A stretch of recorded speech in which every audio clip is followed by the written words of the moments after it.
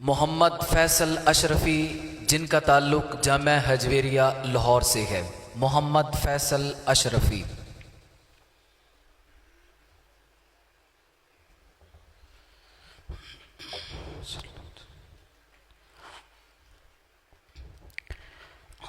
رب اشرح لي صدري ويسر لي امري واحلل عقدة من لساني يفقهوا قولي اما بعد فاعوذ بالله من الشيطان الرجيم بسم الله الرحمن الرحيم وكنتم على شفا حفرة من النار فانقذكم منها صدق الله العظيم وصدق رسوله النبي الكريم الامين۔ صدر علی وقار، آج کا میرا موضوع ہے سیرت النبی صلی اللہ علیہ وسلم کے انقلابی پہلو۔ صدر علی وقار، یہ بات روز روشن کی طرح واضح ہے کہ نجر تاباں، راحت قلوب عاشقاں، سردار دو جہاں احمد مجتبیٰ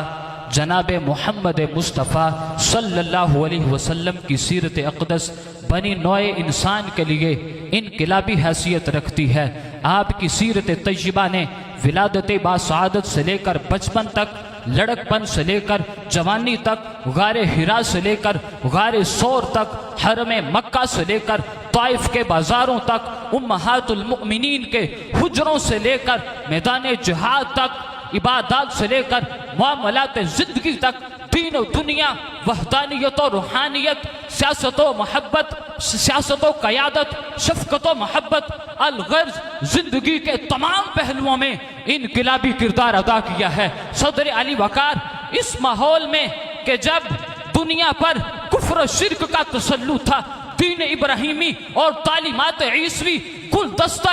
تاکہ نسیاں ہو چکی تھی، اور انسانیت کی اس سے بڑی پستی کیا ہوگی کہ انسان اپنے ہاتھوں سے تراشے ہوئے اصنام کے سامنے اپنی جبینیں نہ جھکا دیں۔ صدر علی وقار، انسانیت کی اس سے بڑی پستی کیا ہوگی؟ حضرات خلیل و زبی علیہم السلام کے ہاتھوں بنے بیت اللہ شریف میں 350 سے زائد بت بیضا کر دیے گئے ہوں، رسوم و رواج پر عملداری از حد ضروری ہو، انسانوں میں اجتماعی زیست کے ڈھنگ کا فقدان ہو، اور صنف نازک کی جنسی تسکین کے علاوہ کوئی اہمیت نہ ہو۔ صدر علی وقار اور اس کو عار سمجھتے ہوئے اپنی نام نہاد ناموس کے تحفظ کے لیے چھوٹی چھوٹی کلیوں کو کھلنے سے پہلے ہی زندہ برگور کر دیا جائے۔ سود، رشوت اور معاشی انقلاب کی وجہ سے بھاری ٹیکسوں جیسی ذلت نے معاشرے کے کمزور طبقات کا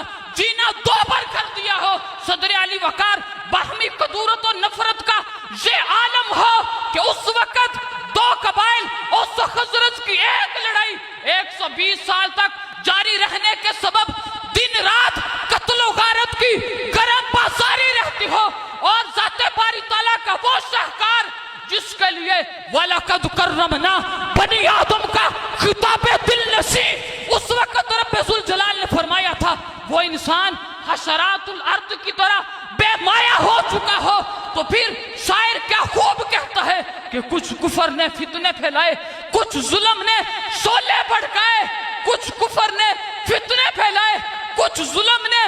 شعلے بھڑکائے کہ انسان سے انسان ٹکرائے۔ صدر علی وقار، اس حالات میں اگر اس ماحول کے اندر انسانیت کا انقلاب دہندہ قرار بھی دیا جاتا تو کسے؟ مصر و بابل کی فرسودہ تہذیبوں کو کہ جو اپنا وجود بھی برقرار نہ رکھ سکی اور مٹ گئی، یا فلسفہ یونان کو کہ جو اہل یونان کو بھی اس وقت مطمئن نہ رکھ سکا، یا آریائی نظام کو جو اپنی مقبولیت کا سکہ نہ جما سکا، اور اس نظام کے حاملین نے سیکولرزم کو اپنا مطمئن نگاہ بنا لیا۔ رہا یورپ تو وہ خود معترف تھا کہ اس کا دامن کسی بھی قابل ستائش چیز سے مکمل طور پر عاری نظر آتا ہے۔ صدر علی وقار، انسانیت وحشت کے اس دور میں تاریکیوں میں ڈوبی ہوئی تباہی کے دانے پر کھڑی تھی، تو فرعون کی چوٹی سے آفتاب انقلاب طلوع ہوا اور 400 عالم میں ایسا انقلاب برپا کیا کہ فرمان الہی وَكُنْتُمْ عَلَى شَفَا حُفْرَةٍ مِّنَ النَّارِ فَانْقَذَكُمْ مِنْهَا کہ تم جہنم کے گڑھے تک جا پہنچے تھے، ایک ایسی ہستی آئی جس نے تمہیں تمام بحرانوں سے نکال کر انسانیت کی لڑی میں پرو دیا۔ ان ابتر حالات میں کہ سجدہ ریز بتوں کے سامنے سجدہ ریز ہونے والے انسانوں کو رب العالمین کا خلیفہ ہونے کا سبق یاد دلایا۔ صدر علی وقار رسوم و رواج کی تنگیوں سے نکال کر آفاقی تمدن سے آشنا کیا، اور عورت کے ہر روپ کو عزت و عظمت کا نشان قرار دے کر آدمی کو اس کی ناموس اور حرمت کا رکھوالا بنا دیا۔ صدر علی وقار جس ہستی نے احل اللہ البیع وحرم الربا کا فرمان سنا کر